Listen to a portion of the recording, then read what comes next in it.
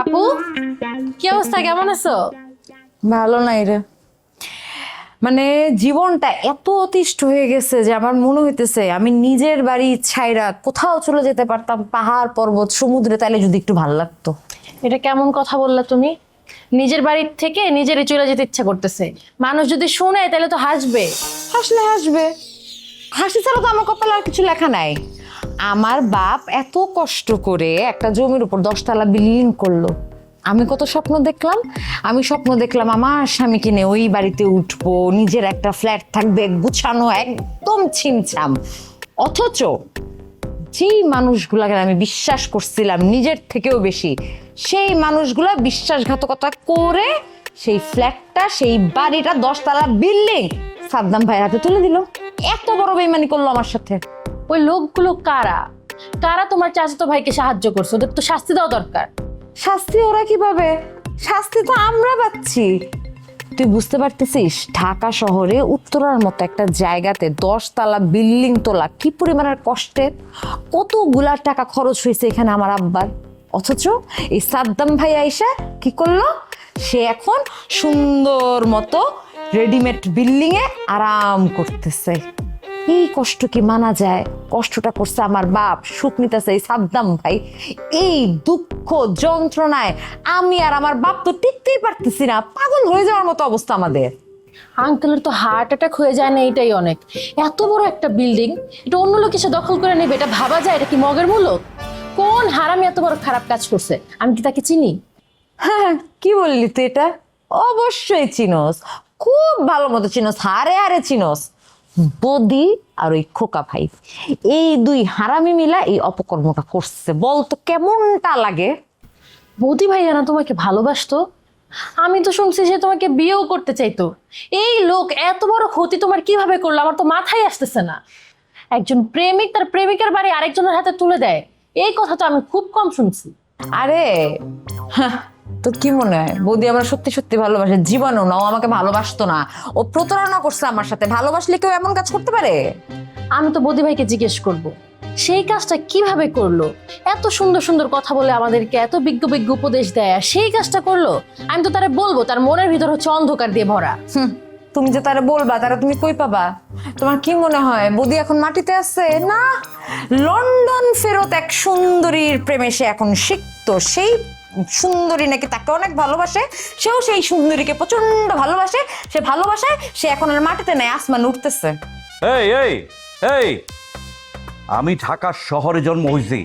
এই শহরে থাইকা আমার ব্যবসার উপর হাত দেয় কত বড় কলিজাটা ছিঁড়া আমি মানের তলে ঢোকায় দেবো। আয় খালি আইতে ক। হা হা, আয় বয়। না তোরে কই নেই, পরে আইতে ক। হ্যাঁ বস আমায় ডাকছেন কেন? ডাকছি কেন মানে? কোনো কাম ছাড়া তো তোমরা ডাকি নাই, প্রয়োজনেই ডাকছি। আচ্ছা, কি প্রয়োজনে ডাকছেন তাড়াতাড়ি বলেন, আমার দৌড়ে চলে যেত, অনেক কাজ আছে। আপনি না ডাকলে আমি আসতাম না। কি এত কাম যে আমার সাথে কথা বলতে তোর অসুবিধা হইতেছে? বেশি ভাববানিস না কইলাম, শেষে সুমনের মতো জেলে থাকতে হইব। বস, আপনি আমার বাসায় ডাইকায় না ভয় দেখাইতেছেন। আপনার কাছে এমনি এই ধরনের ব্যবহার আশা করি নাই। আমি ব্যবসা বাণিজ্য করে খাই, ভালো উপার্জন, সেই কথা আপনারা জানায়া আমার ভুল হয়ে গেছে। ভুল তোর হয় নাই, ভুল আমার হইছে। তোদের ব্যবসা তো এখন রমরমা, আর আমার ব্যবসা লাটে উঠছে। তাই আমারে খোঁচা মারা কথা কইতেছস না? খোঁচা আমি মারি নাই, খোঁচা আপনি মারতেছেন। একটা কথা আপনার মানতেই হবে, আমাদের ইয়াং জেনারেশন এখন আপনাদের পূর্বের বস্তা পচা রীতিনীতিতে আর ব্যবসা করে না। আমাদের জেনারেশন অহরহ চাঁদে যায়, মহাশূন্যে গিয়ে স্যাটেলাইট বসায়। আমাদের ব্রেন তো এক্সট্রাঅর্ডিনারি, আর আপনাদের জেনারেশন মরা হাতি, মূল্যহীন। মরা হাতির কিন্তু মূল্য বেশি।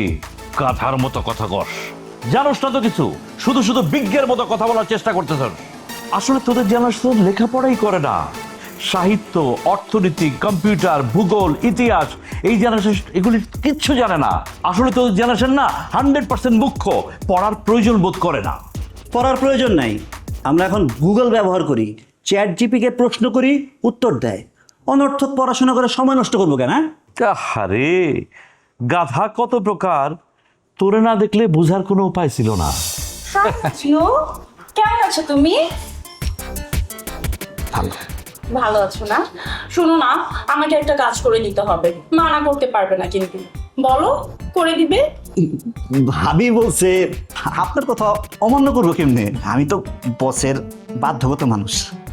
So sweet. বুঝলো, সামসামি করবি না। এতক্ষণ আমার সাথে কথা বলার তোমার সময় হয় না, আর যেই ভাবি বলছে অমনি তার কথায় নাচতে আসো। বাহ, কি নাচ! তুমি চুপ করো। বাসায় একটা ড্রাইভার নেই, রাজীব পালিয়েছে, ওর তো কোনো পাত্তাই নেই, ওর ফোনটা পর্যন্ত বন্ধ করে রেখেছে।